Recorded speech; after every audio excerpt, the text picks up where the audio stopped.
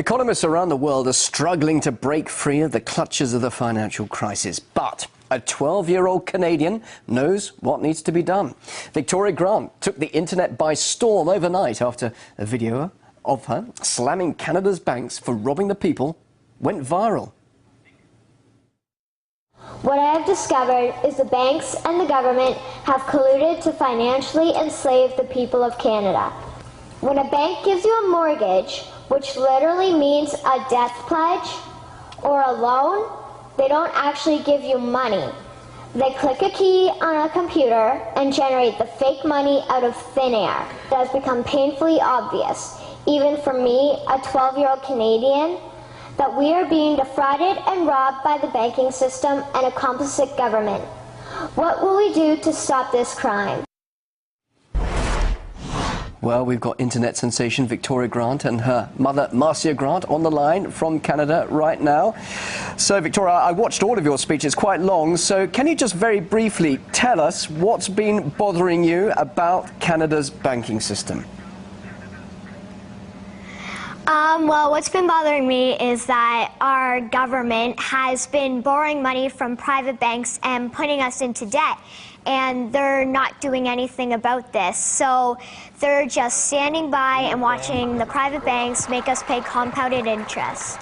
Well, clearly you understand what's happening there in your country. Do you have any solutions for the world's economic problems?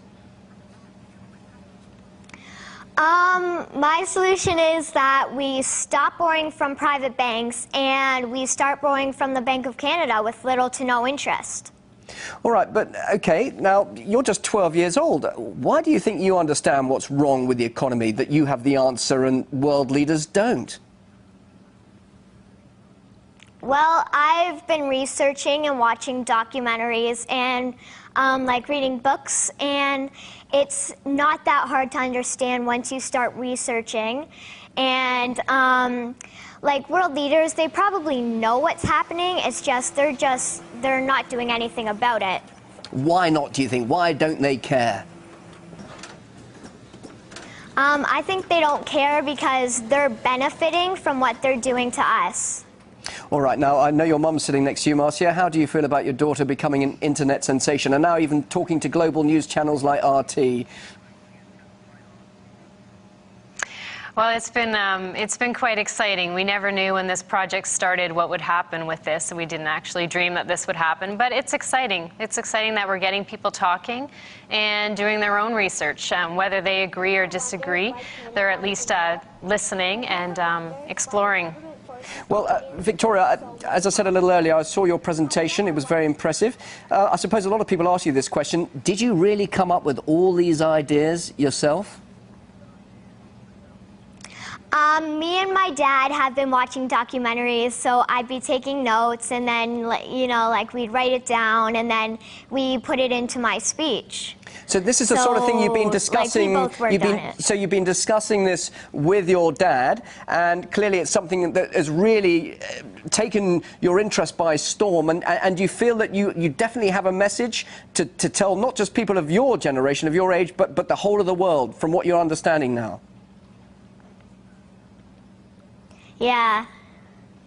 All right. Now, thousands, of course, people around the world will have seen you explaining what's wrong. What about you yourself? Your mum's obviously pretty excited by all of this, but what about the attention on you now? It's been amazing. I like that so many people are watching it because they can get information on what's happening and they can try and tell other people about it. But some people of your age might say economics, finance, all boring, isn't it? Yeah, probably.